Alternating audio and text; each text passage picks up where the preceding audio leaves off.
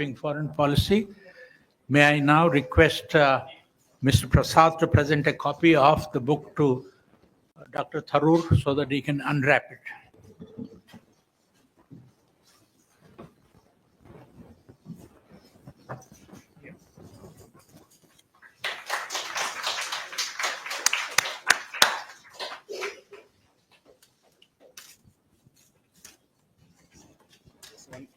Thoughtfully done, so it was not too difficult to unwrap. Yeah, I did it.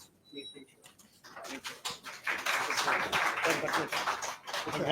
I more got the information.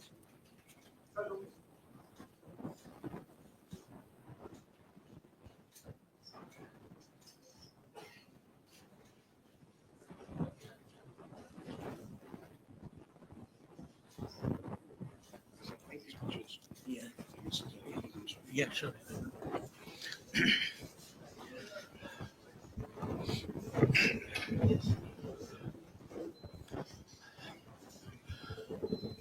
Friends, this is an important book on Indian Parliament and the role it plays in shaping foreign policy for our country.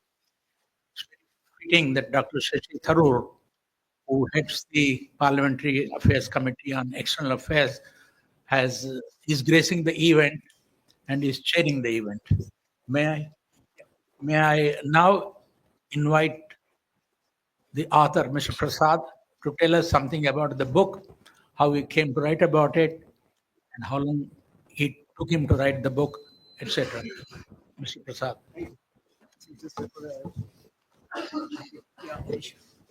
That, Dr. Tharoor.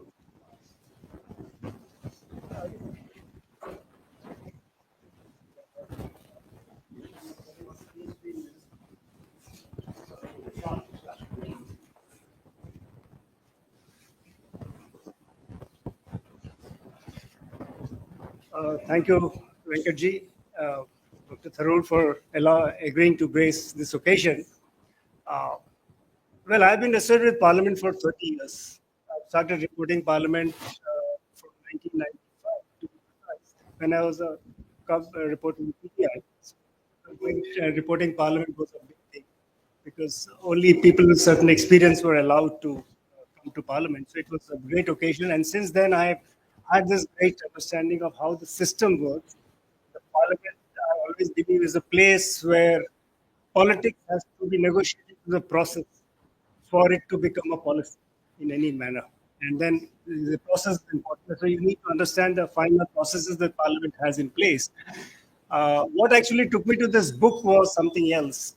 I spent 1 year working in the US Congress. I got a fellowship from Fulbright, and the fellowship was actually run by American Political Science Association. So I worked 1 year on the Hill, as they call it. And at that point of time, I realized how much of US Congress plays an important role in shaping their foreign policy. So I started looking at some of our intersections in Parliament. Of course, as a person who was a reporter and had to do a job, I could not spend too much time studying many of the debates and discussions. So the first thing I did when I got free from my daily routine as a reporter and as a journalist, in the sense I finished my formal innings in Tribune, my last place of work, I applied for a book grant twice a day. And I said I want to study this subject. And I would look at three specific constructs and three debates which I thought have shaped Indian Parliament's attitude and the work towards foreign policy. So I picked up three specific topics. I looked at the security angle, a debate on the peacekeeping deployment in Sri Lanka, which became a very contentious issue between 87 and 90. That was one. The second, I looked at the economic aspect of how Parliament dealt with it. That was the WTO debate, because there were a lot of dispute and debate about how can the center barter away the rights of states, especially on the issue of agriculture, the other issues that were coming up. So parliamentarians were very agitated. So was a lot of reporters, so a lot of activities outside of Parliament. There were a lot of advocacy groups which were looking at it. If you remember, there was one very famous gentleman, S.P. Shukla, who used to run a campaign on against this. There was Gene campaign. There were many other issues, which I was also looking at as a reporter, reporting as a correspondent for PTI. So that was one debate. Again, that ran for a pretty long time. I mean, movie concluded, joined in 1995. India signed the to join WTO in 95. But the debate started actually during Rajiv Gandhi's time. And VP Singh, who was then the commerce minister, was the first person who went to in the first initial discussion. The third and crucial aspect of the debate I took was the one on the Indo-US nuclear deal. Because I was reporting for Hindu at that point of time, and this debate was acquiring a lot of contours. And the thing was, there was so much of, there were a lot of technical, many people, just like the WTO debate, the debate on foreign, this particular issue was also an issue. People were not very happy. The left parties were happy. And instantly at that time, I was reporting for the Hindu. I was reporting the Congress party and the left parties. So it gave me a unique advantage of interacting with leaders on both sides and understand what exactly was going in the minds of it. And this, backed up by this, was my advantage when I got the Fulbright fellowship. And the Indo-US nuclear deal was also being debated in the US Congress. So I had really a ringside view, and I was working with a congressman called Jim McDonald, who was a Democrat and who was a staunch NPT guy, and he voted against the bill. So in fact, when I came back, one of your members of the Congress and later who was a member of minister, he said, "Why did we send you there? You could not convince Jim to vote." So I said, "Well, I didn't go to convince Jim. I went to pursue my work." And in that, I've added one more important aspect, which is again coming back to life now, the Civil Nuclear Liabilities Act, which today is being revisited. And it was the strong opposition at that point of time, heralded by the BJP and the left. They raised bars. The governments of the day have found it difficult to. Now, I think very recently has been announced by the Prime Minister himself that we are going to bring about an amendment in this thing. So we are revisiting the subject, so it becomes all the more topical. I just took a small preface in this book about how the first Constituent Assembly legislative between 47 and 50 debated foreign policy because members of parliament were keen, they had a say in foreign policy. And by 50, when the provisional parliament began, we have Nehru assuring the members that I want a policy on discussion on foreign policy debated in every session. So that should be the thing. And much later, somewhere in the 80s, we have the then member of parliament from Rajya Sabha, went on to become a prime minister, Mr. Atal Bihari Vajpayee, lamenting the lack of discussion on foreign policy in parliament. He said that used to be the convention. So we have these interesting issues that crop up. And of course, I also looked at the phrase where in the provincial parliament, members were asked Prime Minister Nehru, why are you not putting members of parliament in delegations that go abroad? So Mr. Nehru at one point of time says, it is like below your dignity to apply for to be a member of a delegation prime minister. Very limited number of people go. And of course, in the last 1 year, I remember, there was a question on how did you go to US? So he tells Parliament, I went to London. From London, the US president sent me a plane. So I traveled to US, courtesy the President of the United States of America, and he dropped me back. And this is my entourage. And he names my daughter Indira Gandhi, the company, but she was paid out of a private expense.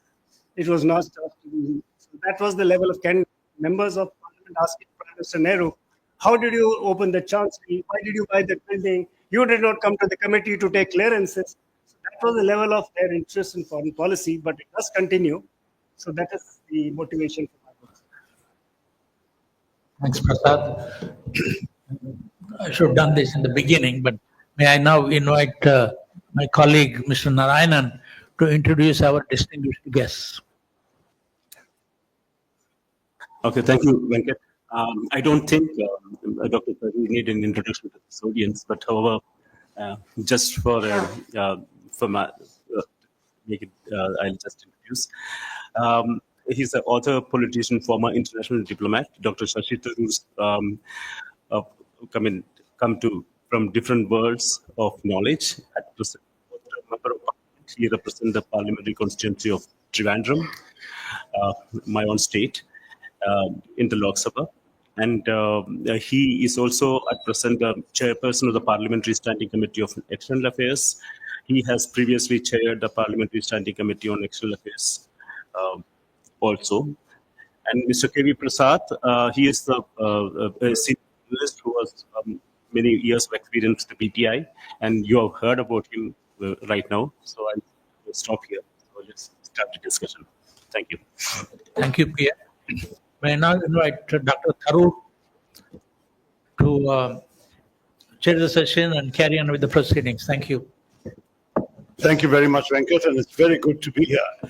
When Mr. Prasad came and told me about his book, I was absolutely fascinated. Because way back when I wrote my PhD thesis in the States in 1978, I had a chapter on the role of Parliament in the making of foreign policy at that time. And at that point, it was literally the only thing written on the subject, as far as anyone could find in the preceding several decades. So when I discovered that Mr. Prasad had authored an entire book on the subject, I was utterly fascinated. I would say that he's done a remarkably interesting job. There's a certain amount of historical context. There are the fairly detailed studies of three particular incidents, namely the Indian peacekeeping force that went to Sri Lanka and the debate about that, the whole nuclear issue, and of course the question of the accession to the World Trade Organization. These are the three cases that Mr. Prasad has taken up, and he's gone into it in some depth. Of course, the last of those is already more than a decade ago, and therein lies a tale, which I'll come to in a minute. If you look at the history, I think I would say that one conclusion is inescapable, and I came to the same conclusion almost 50 years ago when I did my doctoral thesis, and that was that Parliament has saved much more as a forum for debate, for imparting legitimacy to policy through parliamentary discussion, rather than a decision-making body. In other words, governments came to Parliament when they had to, particularly when laws were involved, but there was not necessarily any yielding to members of Parliament on decisions that the government felt were theirs to make. Under Nehru, the government was very welcoming of criticism and critiques generally, but of course, direction of policy was not directly. Shastri's brief era also saw strategic direction and discussion, but the executive again remained firmly in control. In the case of Indira Gandhi, she would have used these parliamentary discussions and debates to reinforce general policy directions and principles, peace, for example, and once again, decisions of the government. Ultimately, one can conclude that Parliament had a role in public discourse, in shaping public discourse, and protecting public discourse on foreign policy, which conveyed what I would honestly describe as the illusion of oversight. But in practice, the executive has driven policy through all governments.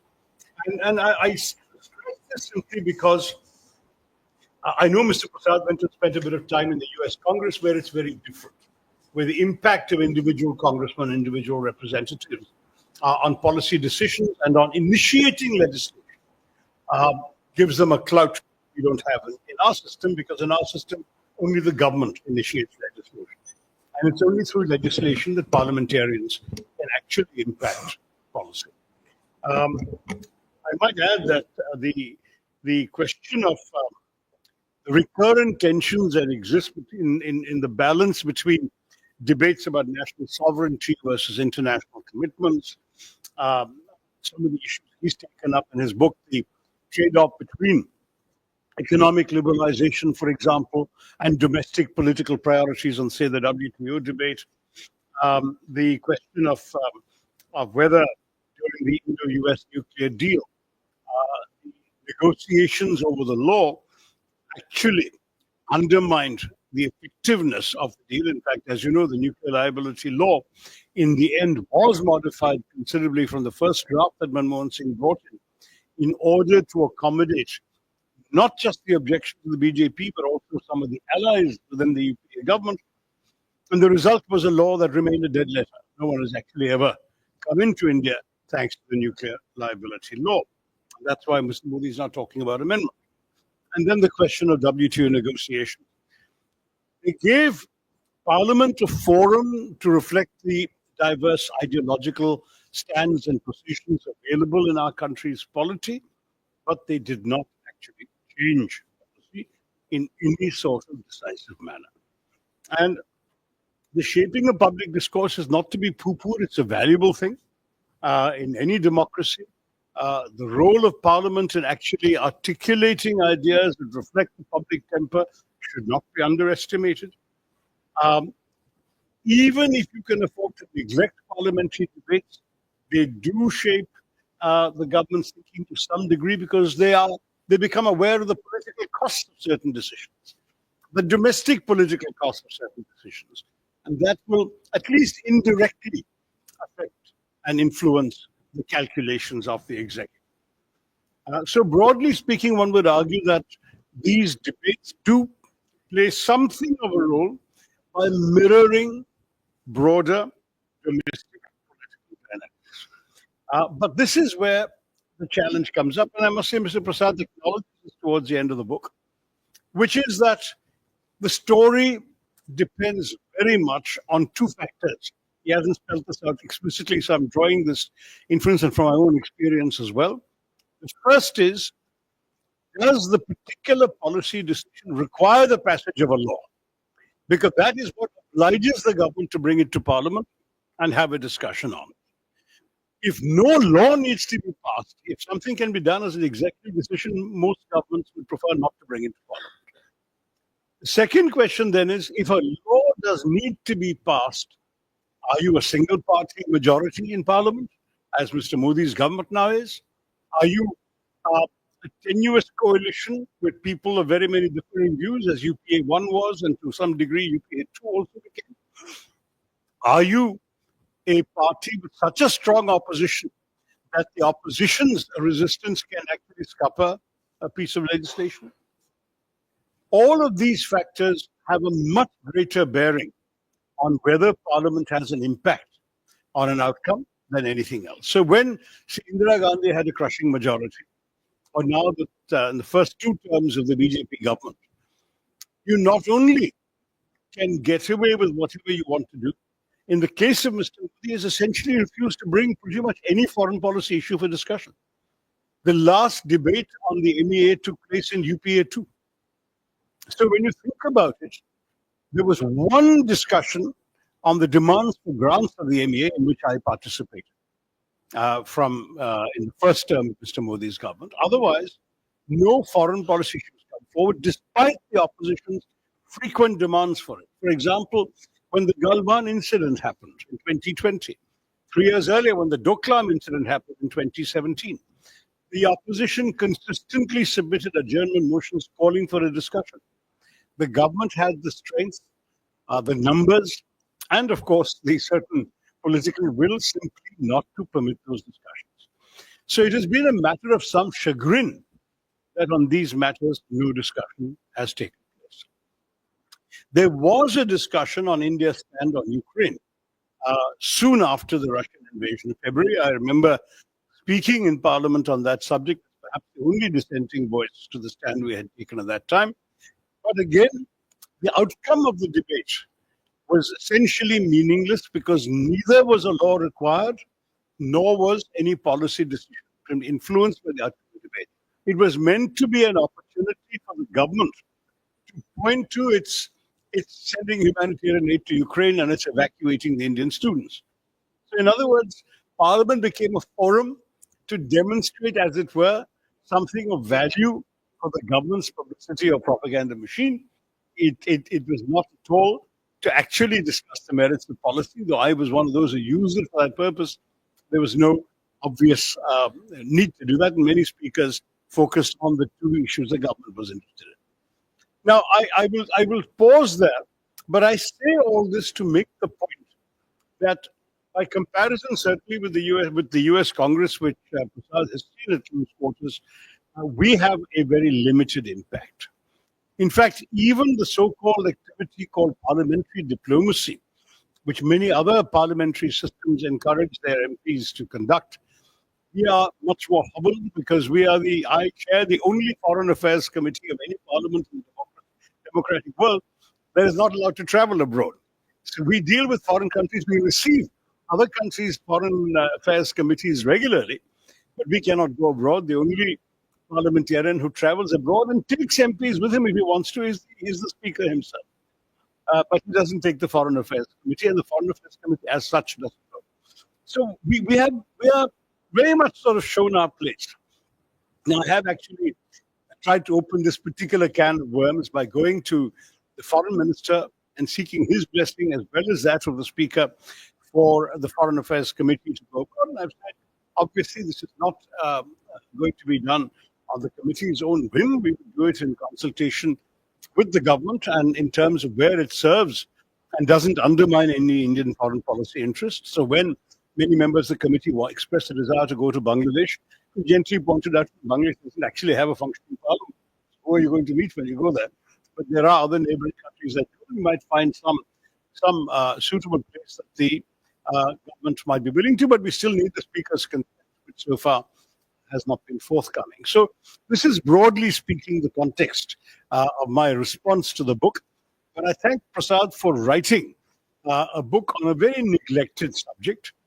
Not just neglected, it's largely untilled ground, and certainly I'm not aware of any other book on the role of the Parliament in Indian foreign policy making.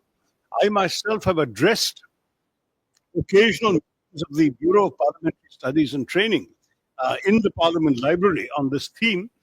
Even there, the greatest interest has been on training new parliamentarians as to how they can have any role on parliamentary diplomacy and foreign policy, rather than too many illusions about Parliament being a decision-making body when it comes to foreign policy. And I'm being ruthlessly honest here because I think it's important we all understand our systems are not the same as other countries' systems. And certainly, it would take once again a situation where we have a relatively weak coalition government before any parliamentary debate can actually influence a political decision. And it would take, once again, only in the situation where a law needs to be written and passed, whether it's for a treaty, whether it's for a particular decision. But as you know, we have very, very few foreign policy issues that come before Parliament. And therefore, the opportunity to shape the outcome of a decision still remains very limited. I think we can both take questions on this, but that's probably where I would leave my remarks. Yes.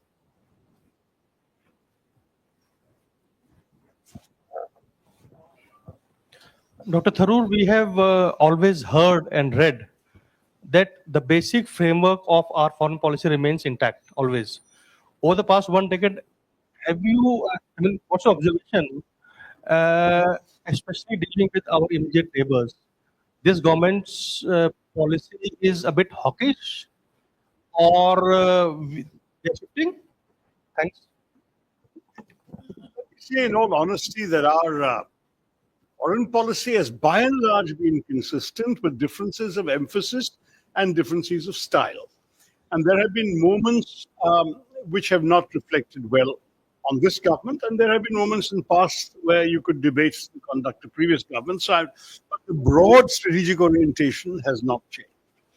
When it comes to the neighborhood in particular, any Indian, Pakistan is almost a special case, but let me just say in the neighborhood in general, any Indian government starts off with the classic disadvantage of its size. That is that whenever you put South Asian countries around the table, it accounts for 70% of the population and 80% of the GDP. So you can't be India without displacing weight that makes other people uncomfortable.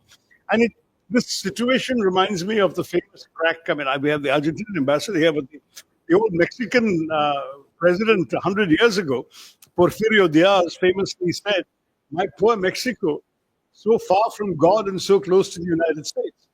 Now, you could well imagine many of our neighbors saying the same thing about India. We loom larger than divine when it comes to our presence in their lives and the shadow we cast. And therefore, I argued during my brief stint in the foreign ministry that we had an obligation to promote asymmetrical relations. This was partly the theme of my Lal Bahadur Shastri Memorial Lecture 2010, which I'm sure you can find on the internet, where I made the case that Indian public opinion had to accept that we had a certain obligation to give more than we expected back in return from our neighbors, because precisely we were bigger, more populous, richer, more powerful, all over it. Now, that is not whether it's us or whether it's the BJP. When it comes to the BJP, there have been some also, I would argue, mistakes of persistent style. Nepal is actually a better example than Pakistan, because in the case of Nepal, we were reacting to domestic developments in Nepal in a manner in which it looked very much like we were leaning too heavily on Nepal. Now, I cannot sit here and say we wouldn't have done that had we been in power, but I certainly think that whoever would have done it would not have been a good thing, and it cost us in Nepali public opinion.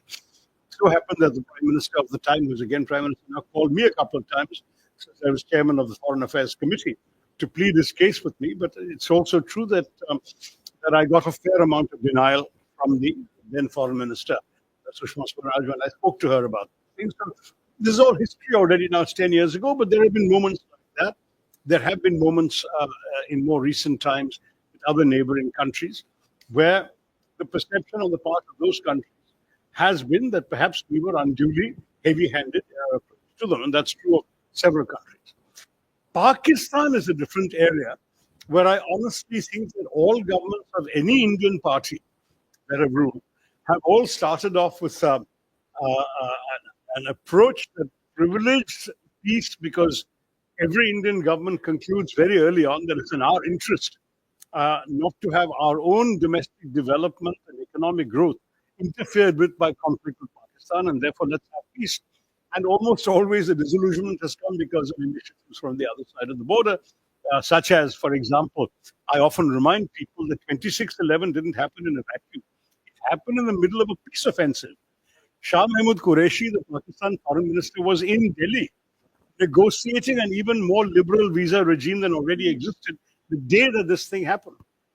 I heard from the then Pakistani ambassador in Washington, who, as an independent scholar and journalist, is a friend of mine, who told me that a very senior Pakistani intelligence man was visiting Washington. He watched the news on television and said, "Ye hamare log hai, lekin hamari operation nahi." But that was so.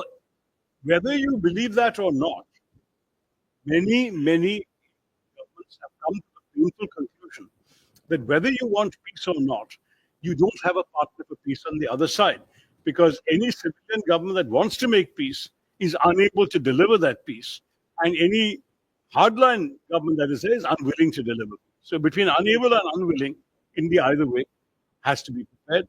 So it's been a very hard learning, and many of us who may start off instinctively as peaceniks. I mean, after all, was a UN man for 29 years, and I stood very much for peace most of my adult life. I too feel I've been mugged by reality, and 26/11 was a particularly painful wake-up call, because India was so completely blameless and the act was so completely devoid of provocation that there is nothing that can be said in the situation of it. And one could say similar things about what happened when Mr. Modi went to Pakistan in December of 2015 and was rewarded by the attack on Pathankot, followed by the attacks on Uri and Sanagrota, and finally the disillusionment that sets in. I mean, you may remember, and this is worth reminding people, that even after the Pathankot attack, Mr. Modi was in disbelief that the Pakistanis could have done this to him after all the friendship and warmth of the Nawaz Sharif wedding and birthday celebration. So he invited the Pakistani ISI to join the investigation into the attack, which created astonishment in the military circles of our country. I know, I knew some of these gentlemen. What does the Prime Minister do? And then what did the Pakistanis do? They came, they looked around our air base, they found whatever the information they want to find, and they went back to Pakistan and said the Indians did it to themselves. I mean, after that, can you blame Mr. Modi for his total distrust of Pakistan? I mean, ultimately, I remember writing in one of my novels, in fact, not even one of my non-fiction books, about how the problem with India and Pakistan is they shout cease and fire at different times. And the truth is that yes, I mean, this is precisely it. Whenever we have been ready to make peace, somebody on that side has been willing to disrupt it. And whenever they have been desperately keen on making peace, as I know from various anecdotal examples that they were, we had completely lost trust and Mr. Modi was not prepared to reciprocate. So the gestures made, for example, by the Pakistanis around 2019, 20, I mean, just before COVID, they were really very keen. And this included the Pakistani military. But at that point, we were not prepared to be receptive. So I would say this is not an example of the government becoming harsher, because any government of India would have to take into account the realities of that time. But I will say that Dr. Manmohan Singh approached peace with Pakistan with a genuine commitment towards peace. And he was betrayed by 2611. Mr. Modi, in turn, having attacked Dr. Manmohan Singh's policy, remember the chicken biryani attacks on the UP and so on, then proceeded to go the other extreme by inviting Nawaz Sharif to his inauguration, sending saris to Nawaz Sharif's mother, and then going himself to Nawaz Sharif's birthday, which is also the granddaughter's wedding. And then what happens? He got also betrayed. So you have to understand that in every case, the governments of India that have been taking a hard line on Pakistan have been forced into it by Pakistan. In both these examples, make my argument. So on this issue, I don't think there is any political difference between the two parties. We all have to be realists on these matters.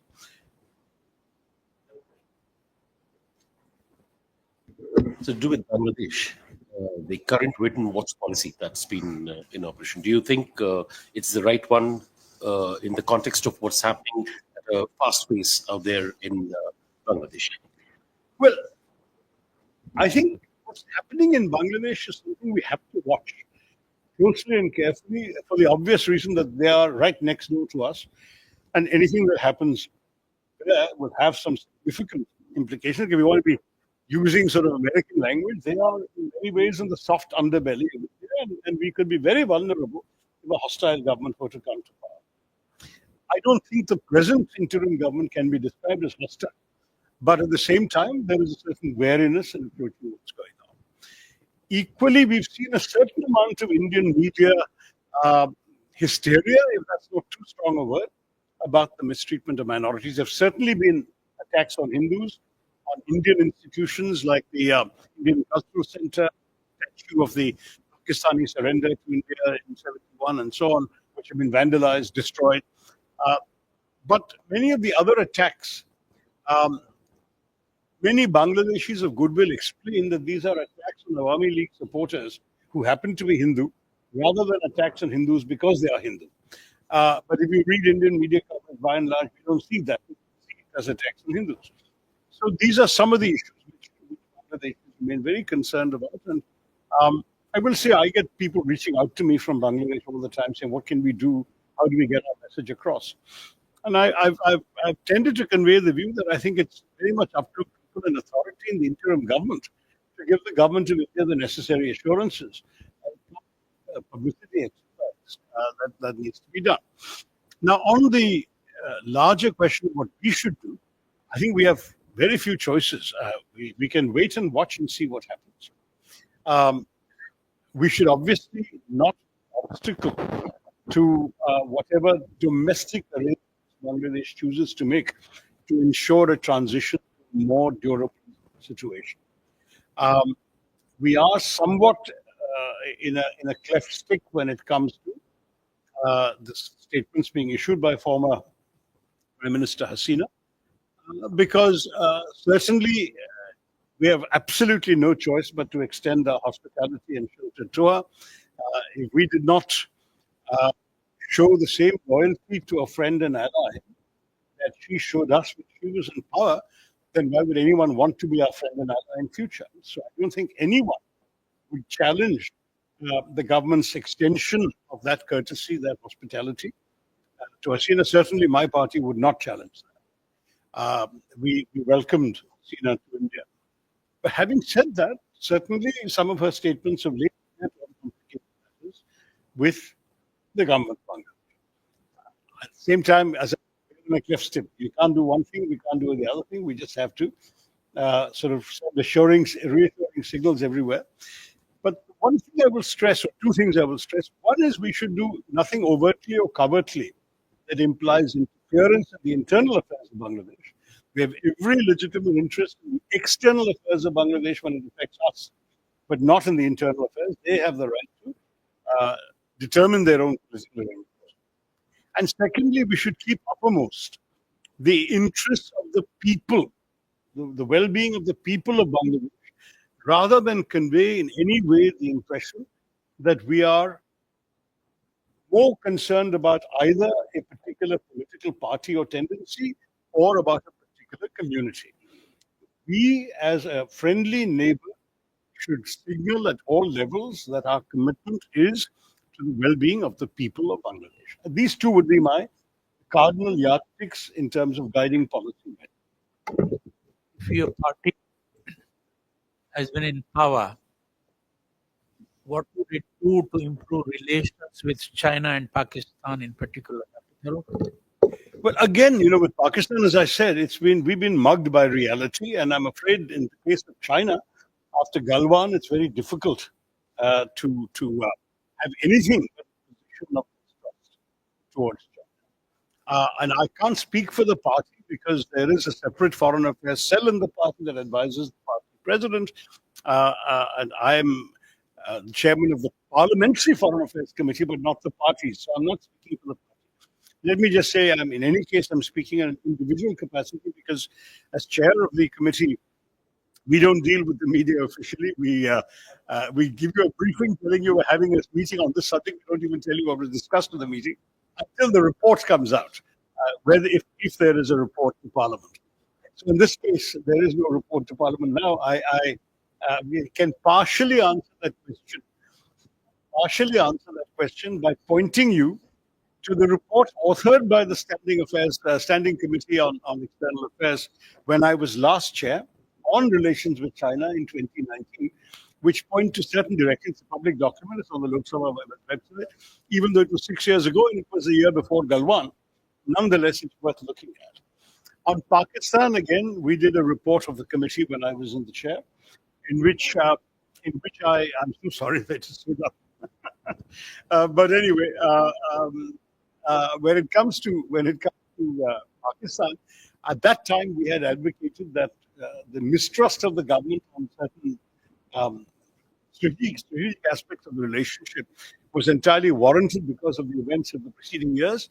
But the committee advocated an improvement in people-to-people relations, particularly opening up visas to segments of Pakistani society. And the argument which we made then, which I'll repeat today, is that undoubtedly it is in our strategic interest to help create a constituency for peace in Pakistan. And I'm yet to meet a Pakistani who has been to India and not fallen in love with our country. There may be some people who are official haters who've come on official conferences, but the average tourist, the average visitor, the average singer, musician, sportsman, whatever you meet who has been to India, they absolutely love the place, want to come back, wish they could spend more time here, and so on. So if you want to create a constituency of goodwill in Pakistan, give them more visas, would be my thoughts. Dr. Tharoor, Vijay Joshi, PTI. Yes, of course, Vijay. Hi. The Prime Minister is headed to Paris first and then Washington, where he'll be meeting President Trump. If you were his policy advisor, what would you tell him on how to deal with this new president who seems to have turned global diplomacy on its head? And how challenging is it going to be for India to deal with the new United States? Look, before I answer that, let me say that the first part in Paris is also worth briefly touching upon, because I think it's a matter of satisfaction that our Prime Minister will co-chair the AI summit. Some of you may have seen a few days ago an op-ed I wrote urging India to take a more proactive role on AI regulation, in particular, lamenting the fact that it still doesn't have an AI safety institute, whereas most of the advanced economies do. And there is already an international network of AI safety institutes, which is sitting together and discussing policy. And I said, we have to be at the table. In fact, as the saw goes, if you're not at the table, you'll end up on the menu. So if you want to have an important role on AI, which of course India does, we are very major users of AI already. We have a huge tech community that's interested in AI. We need to be present as regulations are drafted, as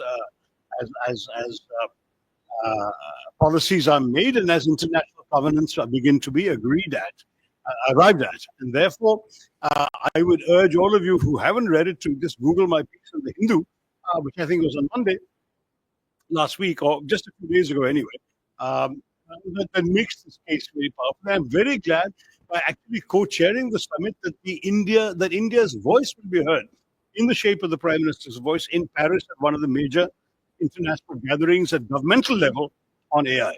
So that's an important point worth making, which somehow people in our country, to my surprise, are not paying enough attention to, at least to me. So in this club, I want you all to pay attention to that. It is actually an important initiative and something that we should be very satisfied with. The US, of course, the defining feature of the Trump administration so far has been its unpredictability, and in particular the fact that there is so little respect for the building blocks of international order that we have all been schooled in and grown up with and lived with since the Second World War. When you realize that, for example, one of the axiomatic principles of international affairs has been state sovereignty and the inviolability of borders, how do you react to having a president who wants to make a sovereign country his 51st state, who wants to make another sovereign country surrender a large chunk of territory to it, and so on and so forth? That is completely new.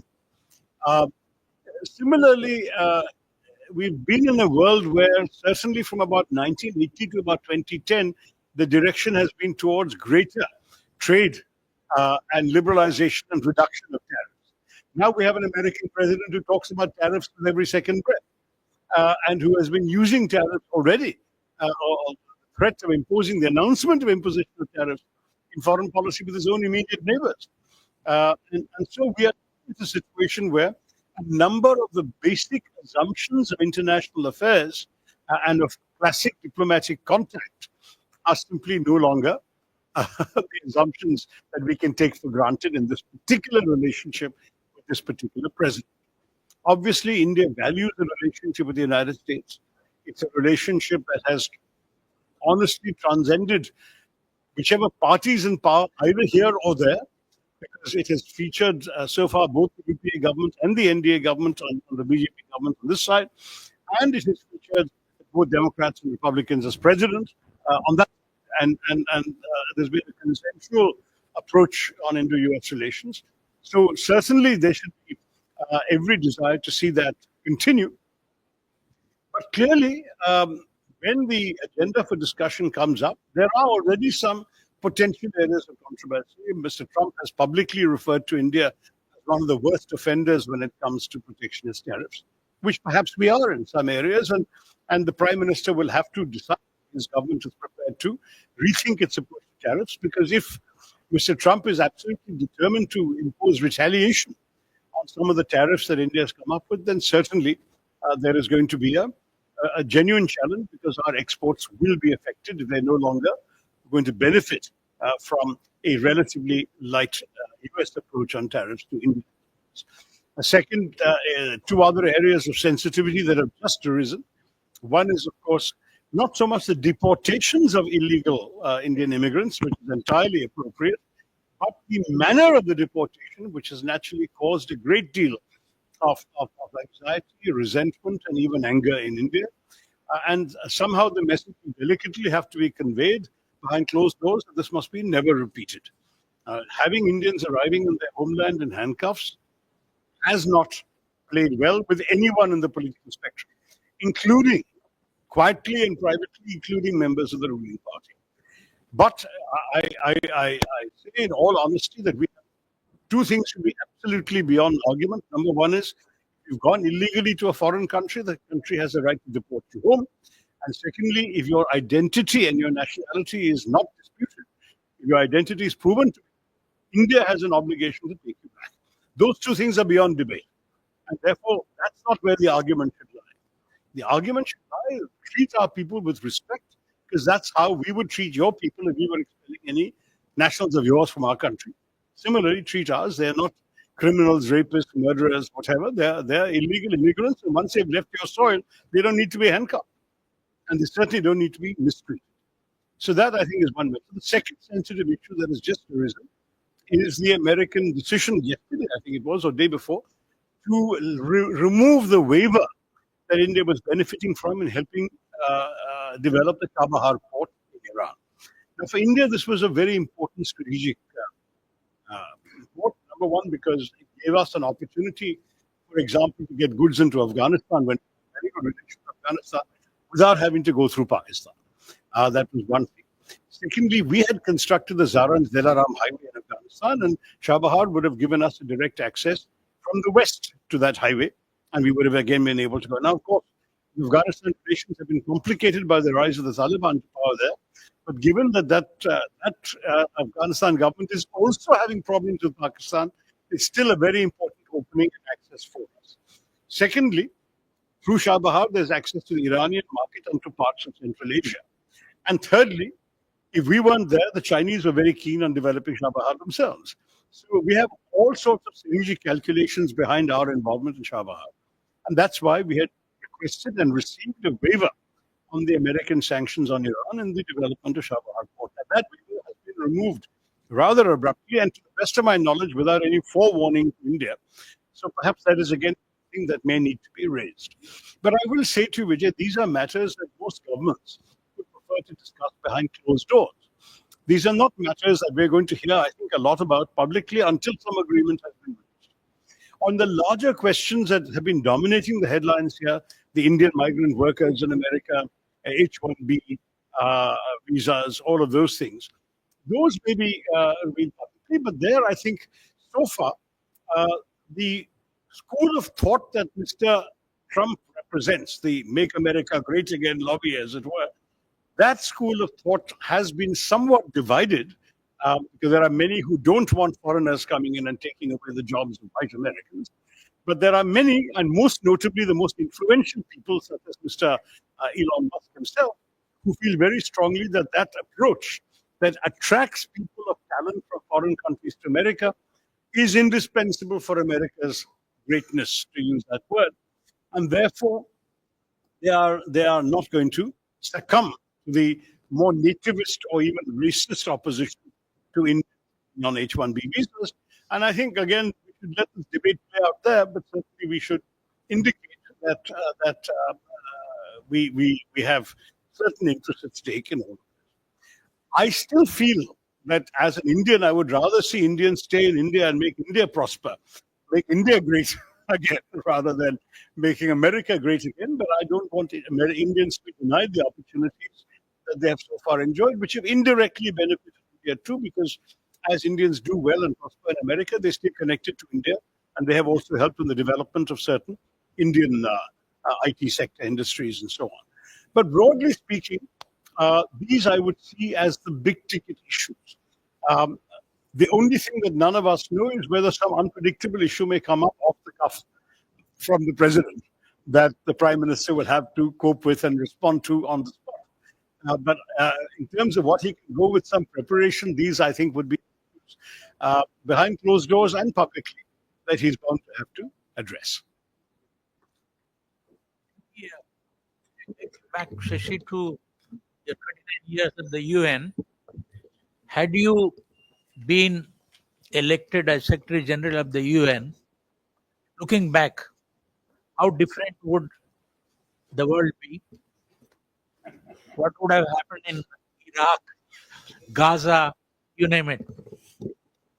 You know that I'm not going to answer counterfactual like that, Venkat. I mean, that's unwise. In fact, one of the reasons I declined Ban Ki-moon's very kind invitation to remain in the UN is precisely because I felt that once I had run and lost, it was not right for me to be in a position where I would cast a second. And look, I mean, he had his 10 years. Since then, Guterres has had 9 of his 10 years, or 8.5. So a lot of water has flown under many bridges. And I don't think it would be right for me to sit here and say that the world has been a challenging place. I think if you compare the Kofi Annan era, of which I was an intimate part, with the years that have followed, I think two things that strike people all the time is one that the UN is a good deal less visible on the big ticket issues in terms of public consciousness. Kofi was very good at making the public aware of the UN taking up certain issues and at the same time persuading them that the way in which the Secretary General was articulating those issues was the right way to think and go. And very often governments came along with him and behind him.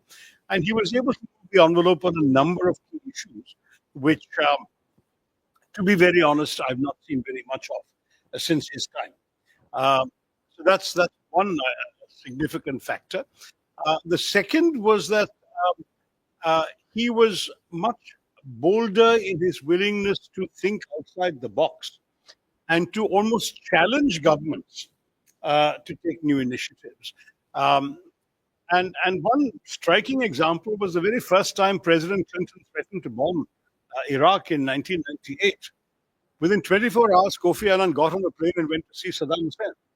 And I know because I was with him on that trip, and I was in Iraq myself, and I must say it was not a welcome initiative to the people, but they felt the Secretary General had the right and the authority to attempt to intervene in that manner to stave off the war. And though he actually succeeded in persuading Saddam at that time to cooperate with the with the UN weapons inspectors, thereby Mr. Clinton held off on the bombing for the next 8 or 9 months.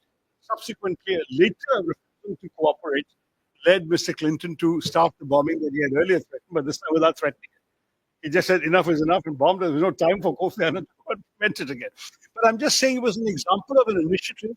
We never saw such an initiative being taken by the Secretary General when for 7 weeks the British and the Americans were declaiming from every available rooftop that the Russians were amassing troops and were about to invade Ukraine. I am unaware of any peace initiative that was undertaken either by or on behalf of the United Nations at that time. I'm pretty sure that Kofi would have handled that differently. So that would be a second major area of comparison. But at the end of the day, the world is what it is, and we have to live with what we find around us and in the media. So too many hypotheticals don't take us very far, especially not in front of the Yes, Sandeep. You have a question? Okay. Yes, please. Yeah.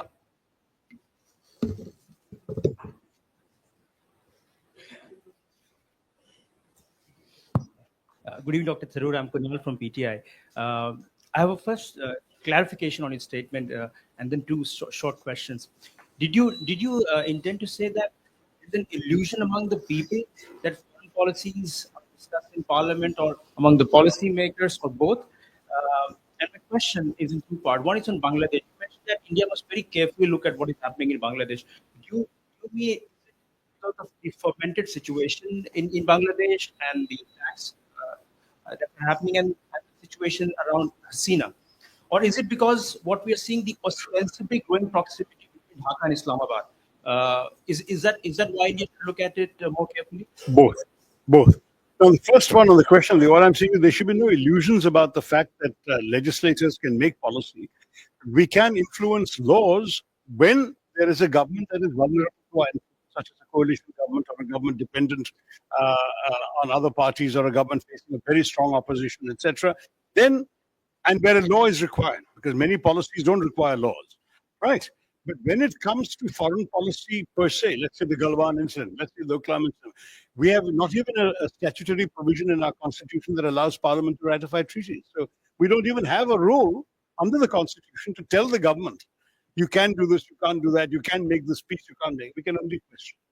Sometimes in the parliamentary committees, we can ask certain questions. Even there, if a law is brought to a committee, we can go into it and otherwise, at best, it's a briefing, some questions, some discussion, we move on.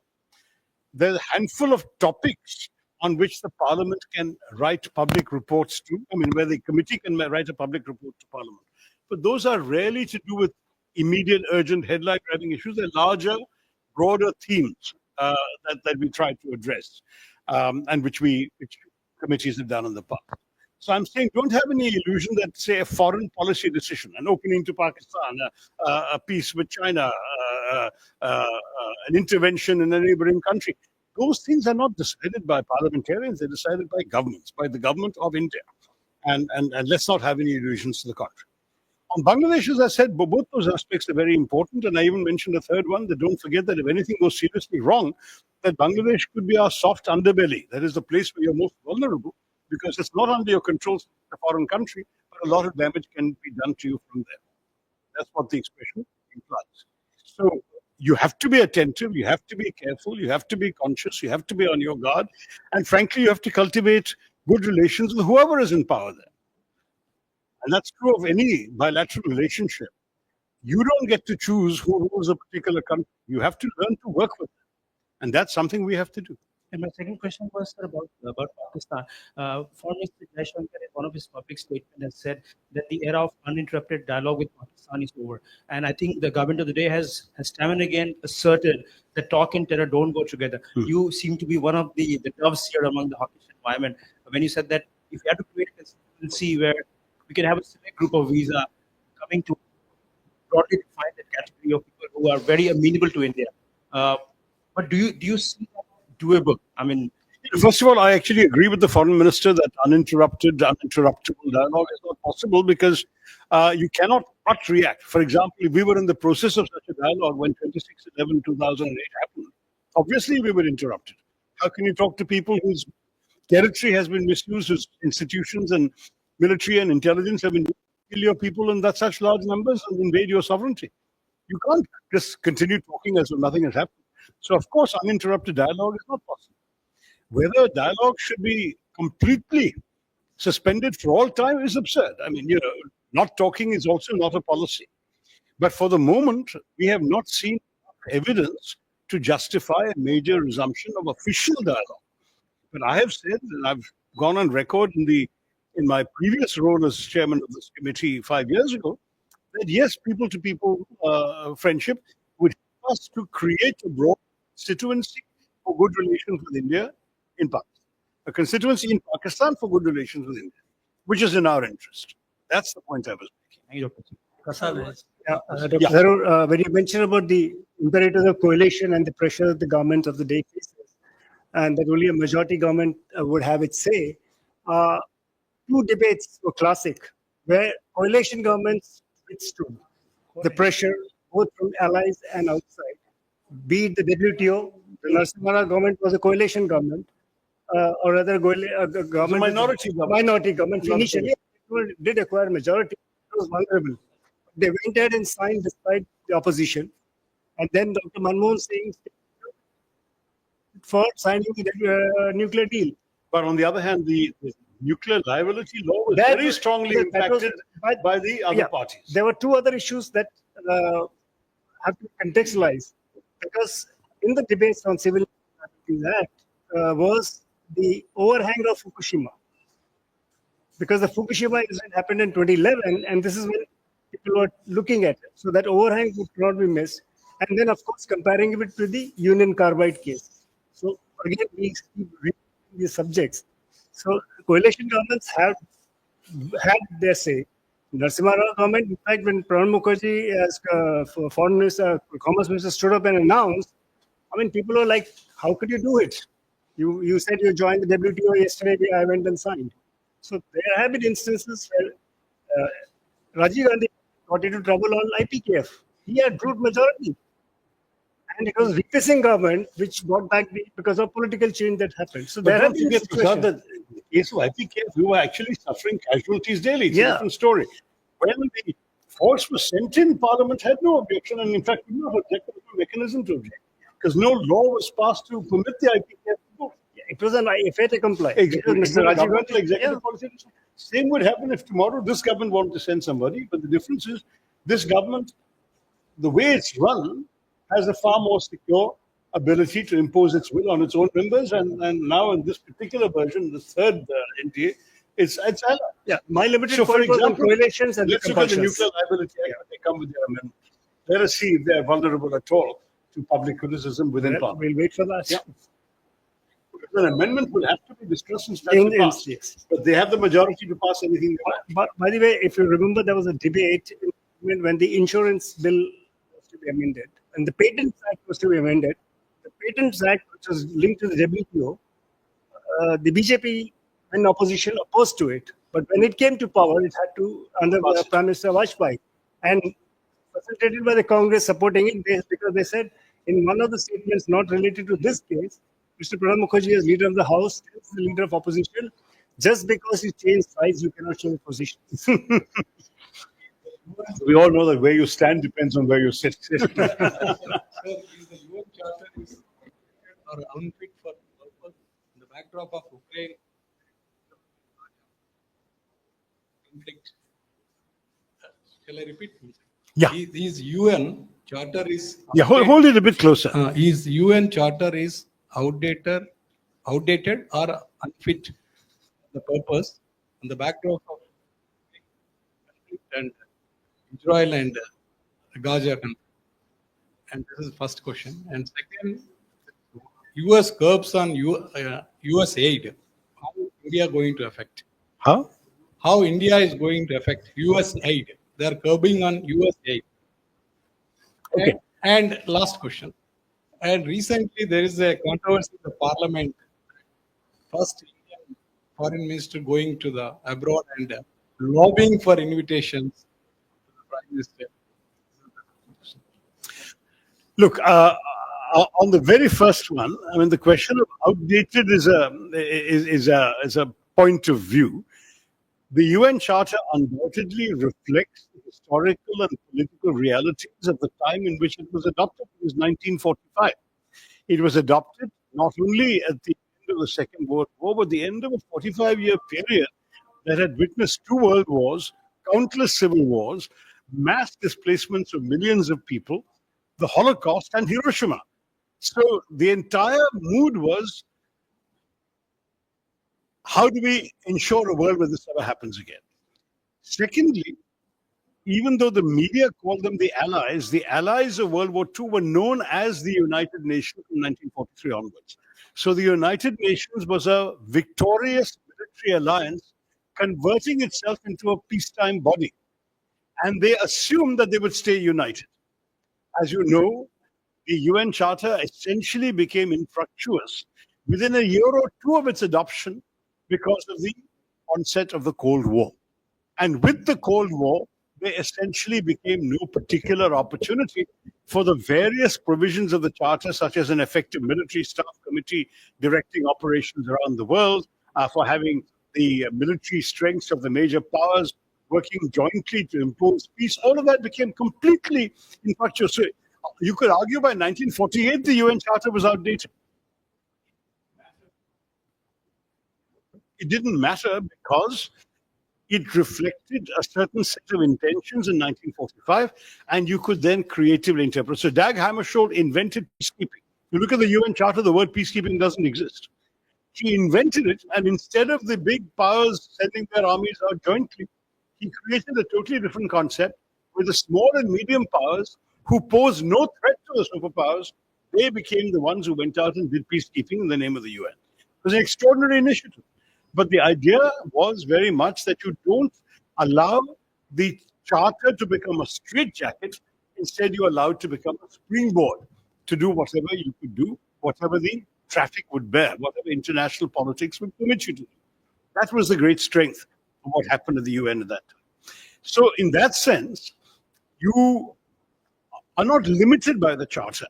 The charter gives you a platform from which you can take off if you have the capacity, as Kofi Annan demonstrated many times, and as perhaps one day some creative people at the UN might find other opportunities. But on Israel-Gaza, if you say that you have seen some serious challenges to a number of the key notions of the UN Charter, that is true. You could argue that was also true with the Russian invasion of Ukraine, which was also a violation of state sovereignty, a repudiation of the inviolability of borders, and a rejection, inadmissibility of the use of force to settle international disputes, all three of which are cardinal principles of the UN and part of our punchil in our foreign policy. They were all violated, but we never said anything. So I mean, that is also something that happened. And you could go even further back and say 2003, the American invasion of Iraq was also a violation of state sovereignty, also a use of force, also a violation of borders. So, you can find examples, but the charter remains because it is extremely difficult to amend. Amendment requires a huge amount of political will, which is essentially not there for anything. So to this day, the UN Charter contains a reference to enemy states. Who are these enemy states? The second and third largest financial contributors to the UN, Germany and Japan. But it's too much of a hassle to sit around amending the charter to delete those words. You left them there. And even Germany and Japan, it hasn't stopped them from giving so much money to the UN every year. That's the other. Your second question, I've already forgotten. US aid, strictly speaking, India is not at all a recipient of government-to-government aid from the US aid. Once upon a time, it may have been in the 60s and 70s, perhaps, not even the 70s much, but certainly not in my short-term recollection. But USAID does finance individual projects in India of institutions, NGOs, civil society bodies, and they will hurt. If they're actually working with and helping Indians in need, whether it's particularly poor, marginalized communities, a healthcare project for poor and seriously ill people, all of those things, those will be affected. And that ultimately, I think, what the US has said is not that they're canceling it all, they said they're reviewing it. On the other hand, the very fact that the USAID website and Twitter handle and so all that have already been shut down, this does suggest a certain air of finality, which will undoubtedly worry the recipients of their aid. So it's not a government-to-government India-US issue. It is a donor-to-recipient issue, which will affect some of our people. Yes. Yeah.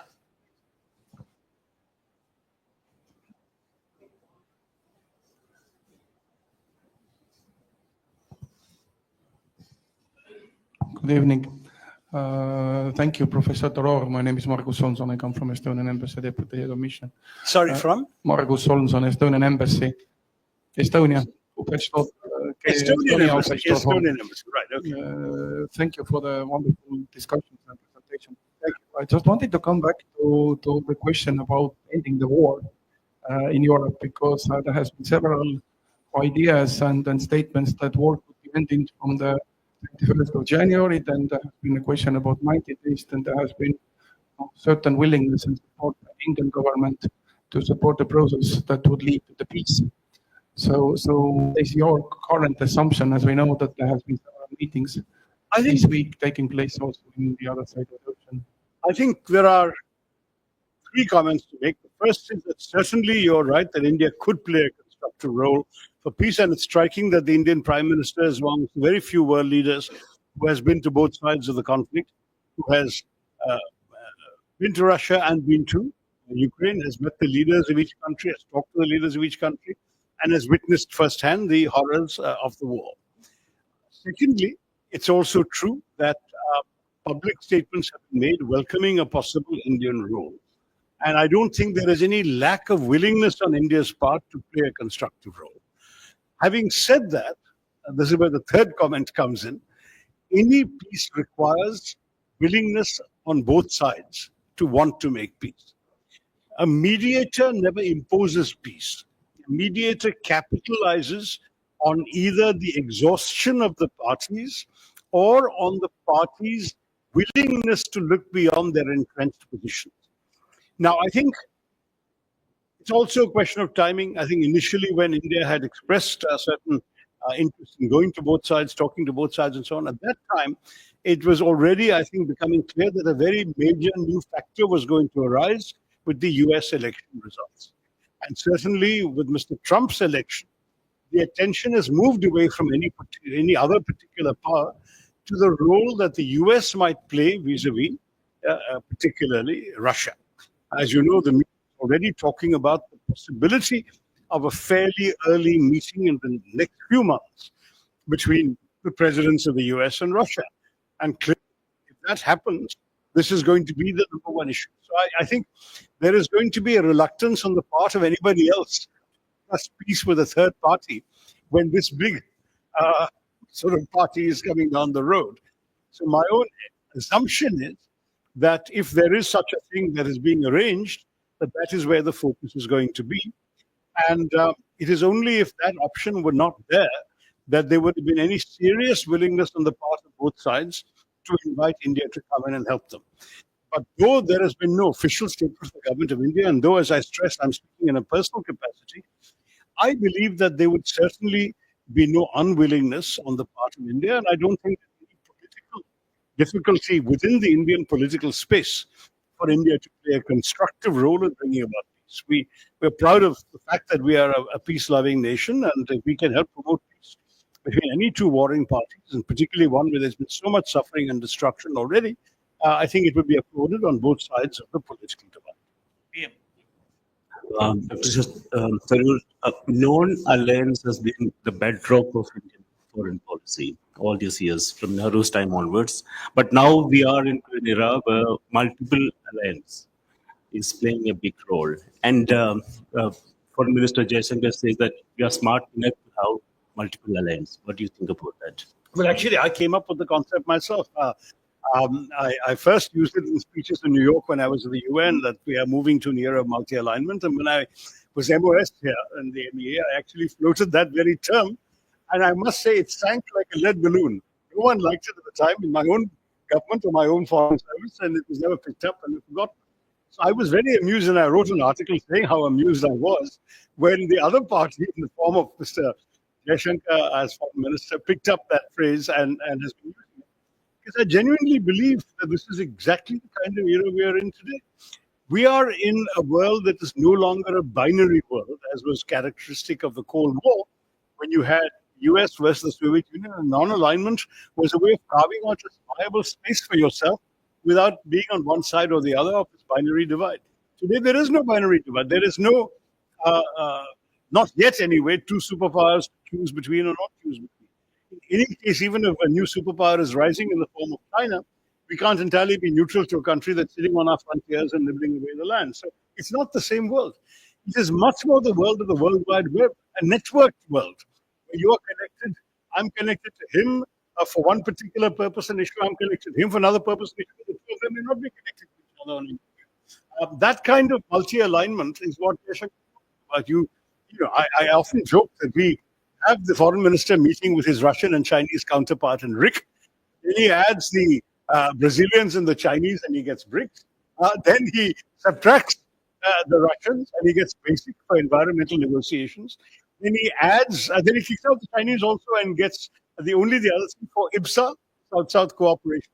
And India is the only country that's a member of all of these groupings, and not merely because our country's name begins with that most useful elements in any acronym, a vowel, but because this world of multi-alignment, each alliance both means something different to us, and each alliance is one to which we have something different to contribute. So that's the world we live in, PM, and I will say that, to my mind, that is very much an accurate description of the kind of negotiating India has to do in the world today. Sir, myself Vibhuti. I want to ask three questions very precisely. One is, right now you know the danger of climate change, and Trump stopped the climate change funds. He is not taking any initiations about the climate change policy. He has no interest. So do you think that it will affect his image internationally? And second question is, you have closely seen Sushma Swaraj and a bureaucrat, foreign affair bureaucrat turned to foreign affairs politicians, minister. So what is the basic difference between both of them, Jaishankar and Sushma Swaraj, work style? Last question is, Pakistan and Taliban too. There is a conflict already have taken place. Do you think that it will benefit India? So that's a lot of questions. Remind me again of your first one. Sorry, what was the very first one? What was the first? Climate change. Yeah, climate change definitely. The American attitude, Trump is one of denialism and skepticism about climate change, which will obviously fundamentally affect the international attitude to this issue. And I would say that because America is itself such a major actor, which consumes such a large share of world energy resources, also produces such a large share of world energy resources. And if I'm not mistaken, despite having only about 4% of the global population, it has been historically responsible for 24-25% of global emissions. In those circumstances, if America dissents from any attempts to promote green technology and to promote climate change awareness and then that will be a major blow to any collective efforts, because no one can fence off the climate. Right. It's not as if there's only one portion of the sky or the atmosphere where only America is going to suffer or benefit from that policy. Whatever happens affects the whole world. Global warming affects the whole world. In fact, global warming took place principally in the developed West. We are also all suffering. So, in those ways, I think it's important to say that there will certainly be a major setback for international approaches to climate. But I would equally say that doesn't absolve us of some responsibilities to our own people in matters relating to climate change. For example, climate proofing our country. I mean, a lot of the consequences of global warming are really apparent. I come from Kerala, where we have seen now 2 major floods and 1 huge landslide, which have taken very heavy tolls of lives. And these are all directly related to climate. You're seeing the warming of the oceans. You are seeing, therefore, more intense rainfall. And you are also having it hitting our soil beyond the capacity of the land to absorb that much intense rain in a short period of time. That's why you have landslides, for example. Or that's why many of the floods have been worse than expected. So we need to do something in a state like Kerala in vulnerable areas to strengthen our capacity to resist these predictably adverse impacts of climate change. Similarly, we have an obligation in Delhi to do something about our pollution. It's our people who are choking, suffering, losing lifespan, falling ill, undermining their productivity, going to hospital, all of these things. So therefore, we have an obligation. We don't have to care whether Mr. Trump wants to do anything about it. We should do something about it.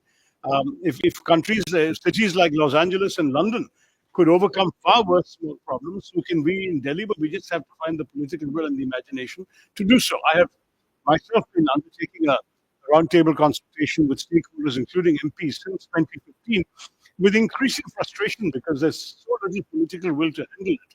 I'm glad to see that in recent years there's much more public awareness, and I hope that we can move forward on this without too much difficulty. Your second question now was on Sushma versus Jaishankar. You know, it's not appropriate for me to make personal comments, but I will say that one striking feature was that Sushma ji, being political background, was much more concerned about the well-being of Indians traveling abroad, reacting, for example, on social media to messages addressed to her from ordinary members of the public, being really responsible when somebody lost a passport in Paris or was not in Rome or whatever it was.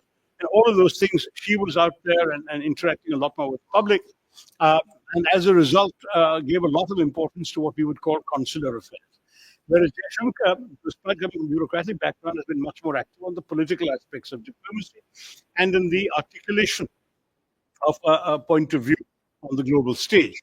But thereafter, I think it's all a question of their respective equations with the Prime Minister, because in every government, ultimately, foreign policy is made and stamped by the Prime Minister.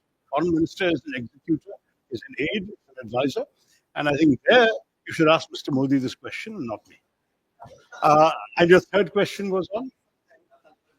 Yeah, I think frankly, there is definitely an opportunity for us there. I think when Taliban took over, many of us assumed that it was going to serve as a wholly owned subsidiary of the ISI. In fact, you may remember that even before the full takeover of Kabul was complete, the ISI chief had landed there for a visit. So it became very clear to all of us, perhaps wrongly, that this was going to be a Pakistan-managed country henceforth, and that Pakistan had fulfilled its long-held fantasy of acquiring strategic depth by controlling Kabul and Afghanistan. Clearly, that has not turned out to be the case. There have been not only serious diplomatic strains between the two countries, but there's also been fighting and bombing incidents on both sides. Because Pakistan has this whole problem of having created Frankenstein's monster.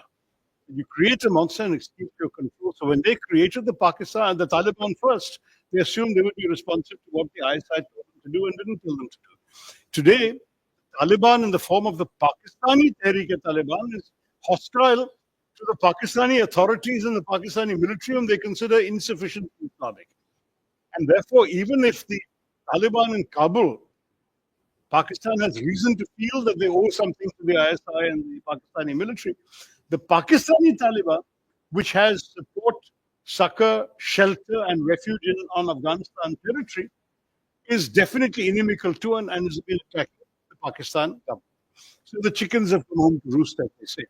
I will say that in this particular circumstance, India has every interest in reviving its old friendly relations with Afghanistan. I mean, this is a doctrine that goes back to the Arthashastra. I'm not saying anything. I mean, the enemy of your enemy is your potential friend at any rate. Shall we wrap? One last question here. See, I'm asking you as a Congress party person. In Delhi elections, your voting percentage came down to 21%. It went up by 2% or whatever. But you scored 3 consecutive ducks. No, Nehru, Indira Gandhi, Rajiv ruled the country by scoring 1/3 of the popular vote, never crossed 40%. But are you worried about the future of the Congress party? Number one, breaking away from India and fighting elections all by yourself, was that a wise thing to do? How do you look at the future of the opposition in this country, and what role should the Congress be playing if you had been the president? Look, no one is going to pretend they're not worried, but at the same time, we were all worried about Rohit Sharma till yesterday. A series of low scores does not mean that you wouldn't hit a century one day, and I think that that's something that you should be inspired by if you're a cricket fan. So I think those of us, we were all worried about Rohit. He showed us what he can do, and I think we hope that the Congress will show us what it can do. On the question of whether we should have gone it alone and so on, frankly, I'm not part of the decision making on these matters, so I don't think it's appropriate for me to express a personal view.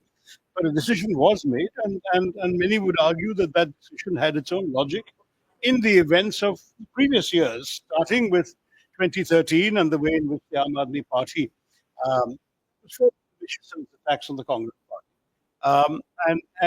Perhaps in some ways that history cannot be wished away. Attempts were made, as you know, there was an alliance during the Lok Sabha, and there was an attempted alliance with the Haryana Assembly, which didn't work out. And since on many an occasion, Aam Aadmi Party candidates did, in fact, take away votes that could have come to the Congress, is it entirely unreasonable to argue that the same thing has been done by the Congress this time to the Aam Aadmi Party? And these are questions I'm asking you because I say I'm not part of that particular strategy. Before I invite INGs to propose a vote of thanks, can I invite Pankaj to present mementos to our distinguished guests? A memento too? Yes, we are getting that.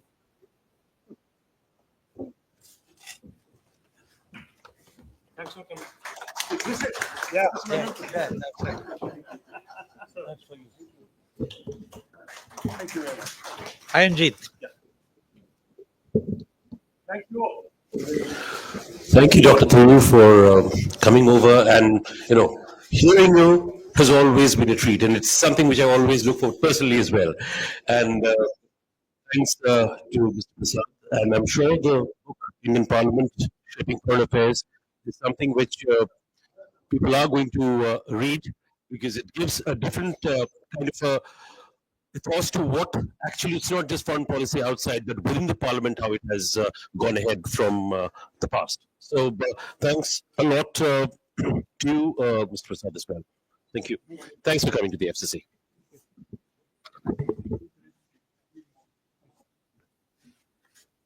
How are you, Ambassador? Excellency. Thank you.